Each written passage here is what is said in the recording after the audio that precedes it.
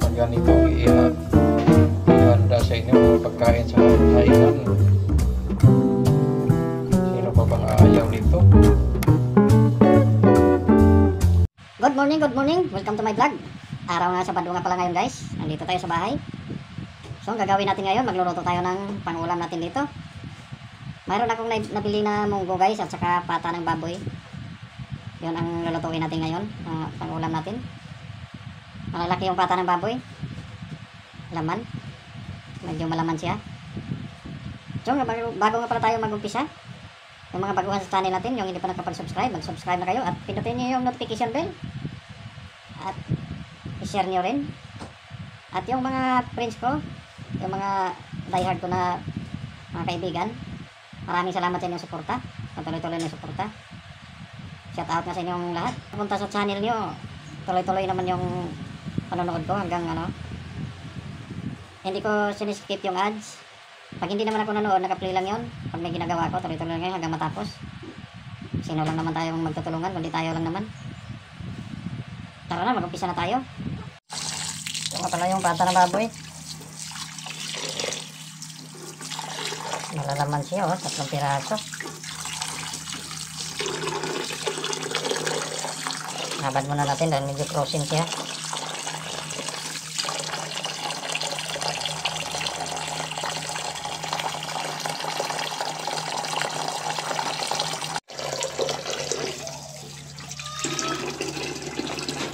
Yung pata natin guys, medyo malambot na, tanggal na yung pagka-frozen niya.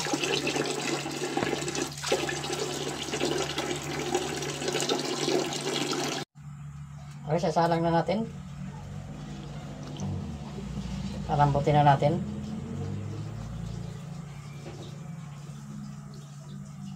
Gusto ko palambutin ko ng buo para kakaiba. Maganda to tingnan pag malambot na buo. Yung lumalabas siya na tatlong serving. Sulit na serving. Depende na ho yan sa inyo kung igigisa nyo. Pero ako hindi ko lang igisa. Dahil pangulam lang naman dito sa bahay. Depende na ho sa pagluluto nyo.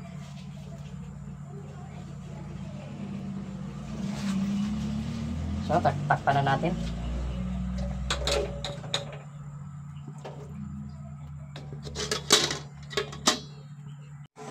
Yung munggo nga pala natin, napalambot na rin, oh. Naunang pinalambot to. So, mas maganda rin sanang sabay to sila, eh. Pero okay lang. Kaya minsan, matagal malumambot ang munggo, eh. Palambutin na natin siya ng 1 oras. Mamaya na tayo maglagay ng pahimpla. Ang malapit na lumambot.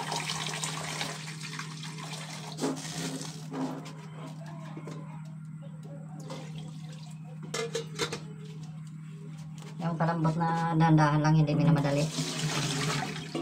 Kung may pressure cooker sana, mabilis lang to. Ito nga pala, may binili tayo na saging saba malalaki. Gagawin natin yung mamayang minatamis. Masarap yan. Gawin minatamis, tapos ilagay mo sa pep. Habang pinapalambot natin yung ating siluluto doon, dito muna tayo sa tiris. Tanim dito.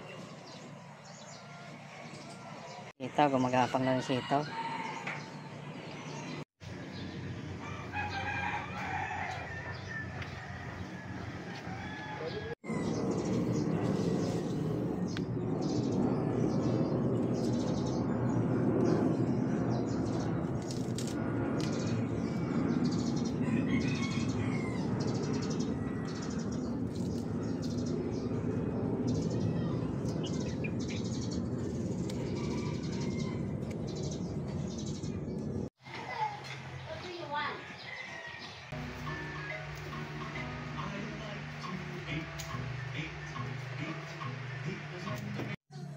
Check natin pinapalambot.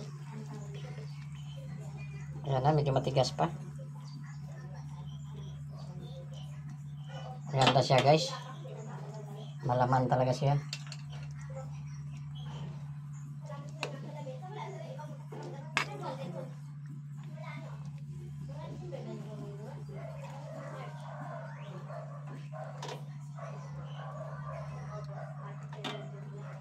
Tikman ulit natin.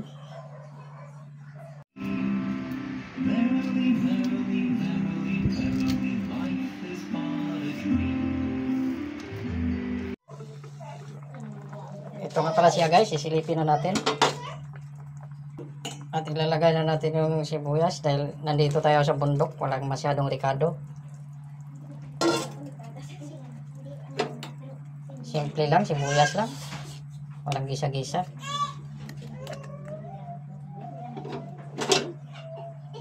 Yung tirahan kasi namin dito guys, sa bundok kami eh. Malambot na yung karne. Gusto nila masabaw. Ulam lang naman. Ang ulam ng mga bata.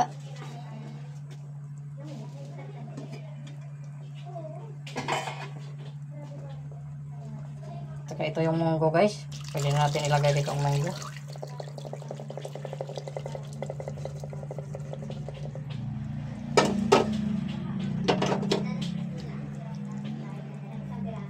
Ayan, palambutin natin ng gusto.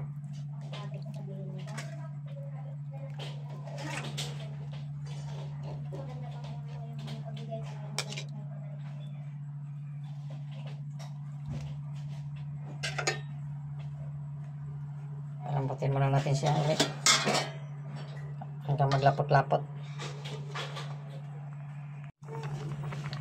Ito na yung ano natin guys, lagyan na natin siya ng asin. Simple lang, hindi na tayo maglagay ng iba pang panimpla.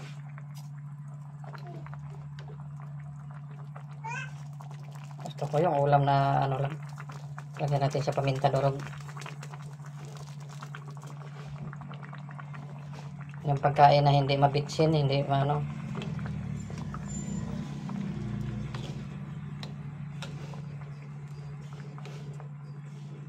Hindi gisado. Mamaya lagyan pa natin na ng dahon-dahon. Depende na ho yan sa inyo kung magluluto kayo. Yung iba gusto medyo tuyot. Ito medyo masabaw to. Takpan muna natin. Ito na yung ating dahon ampalaya. Itong ilalagay natin.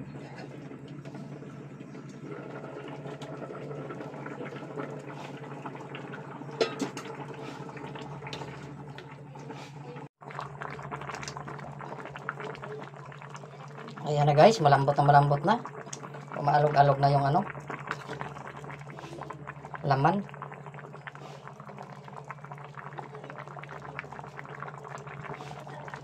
Pwede na natin tikman ng ating ano. Tama na ba sa asin? Tignan natin guys.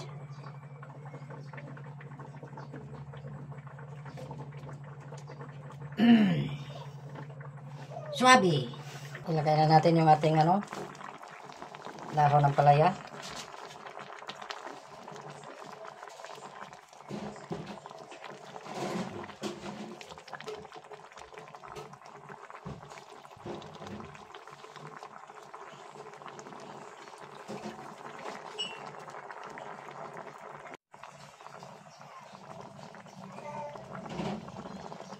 Ito na yung kinalabasan ng ating niluluto guys. Yung ating munggo overload. Overload siya sa pata. Ayan na siya guys, oh.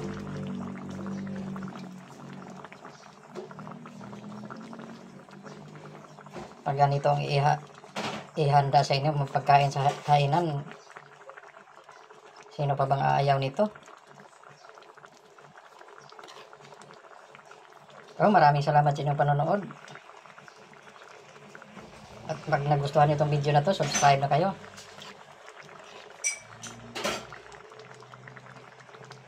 Thank you.